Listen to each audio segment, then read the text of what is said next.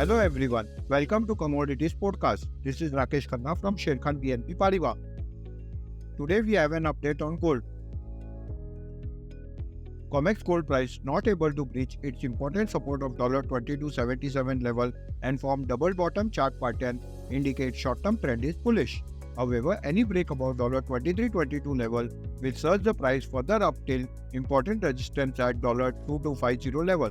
On the downside, key support hold at $22.77 level and break below will act as a trend reversal.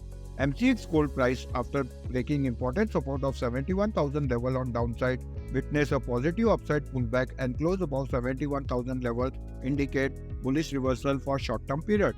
However, any break above 71,550 level will surge the price further up till 72,000 and 72,450 level in near term.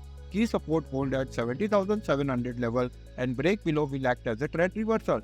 The price indicator is bearish. Thank you.